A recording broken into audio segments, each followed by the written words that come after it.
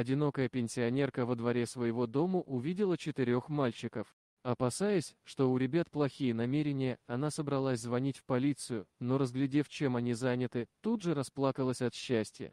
Эта история произошла с Джерри Саттл, жительницей Техаса, которой исполнилось 75 лет. В ее владении небольшой дом и участок земли. Из-за слабого здоровья женщина давно его не обрабатывала, и он зарос травой. Один из законов Техаса указывает на то, что жители должны содержать свою землю в порядке.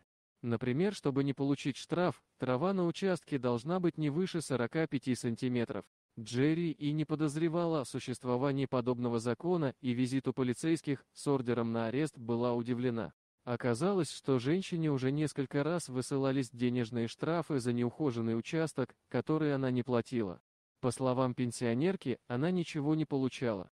Джерри было дано 2 дня на приведение участка в порядок. Из-за своего слабого здоровья женщина не могла это сделать самостоятельно. Семьи у нее давно нет. Нанять газонокосильщика она не могла, у нее не было средств. Потому ей ничего не оставалось, как ждать решения суда. Однажды, занимаясь своими домашними делами, пожилая женщина услышала громкий шум и смех, доносившийся со двора дома. Испугавшись, она выглянула в окно и увидела там 4 ребят, что-то громко и весело обсуждавших. Приняв их за хулиганов, она решила не выходить из дома и при малейшей угрозе тут же позвонить в полицию. Мальчики продолжали осматривать территорию, а Джерри следила за ними из своего окна. Продолжая свое наблюдение, она увидела, что один из мальчишек пришел с газонокосилкой. Пенсионерка поняла, что это вовсе не хулиганы, а дети, решившие помочь ей избежать штрафа и ареста. Она была так растрогана добрым поступком мальчиков, что расплакалась. Мальчики косили траву, вырывали сорняки, что-то радостно обсуждая между собой. Джерри продолжала наблюдать со слезами на глазах, она не думала, что кого-то из местных может волновать ее беда.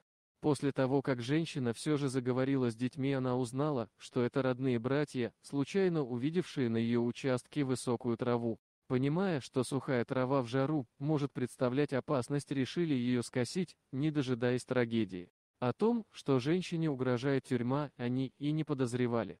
Действия ребят привлекли внимание соседей, и те пришли поинтересоваться, не обижают ли они Джерри.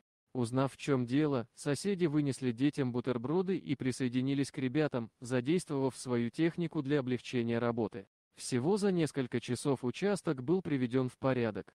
Соседи решили, что возьмут шефство над одинокой бабулей и помогут ей поддерживать порядок на участке. Сейчас сразу несколько семей присматривают за Джерри и каждый день интересуются ее самочувствием. Почему я решила поделиться с вами этой историей? У нас очень много брошенных стариков, которыми не интересуются дети. Их часто разводят мошенники, а некоторые и вовсе лишаются своего жилья. Все это происходит не в чужой стране или даже городе, а рядом с нами. Нам некогда остановиться и узнать у старушки-соседки, как она себя чувствует и может ли сама сходить за молоком и хлебом. Находятся люди, которые готовы досмотреть за старичками, если те взамен оставят им в наследство квартиру. Социальным службам тоже особо нет дела до таких стариков. Давайте будем внимательнее хотя бы к нашим соседям, ведь никто не знает, как сложится его судьба. Может, на месте брошенной бабушки через 30 лет будет кто-то из нас. Большая семья еще не гарантия комфортной старости в кругу родных людей. Дорогие друзья, если вам понравилось видео, поставьте лайк, а также подписывайтесь на канал, где найдете еще много интересного.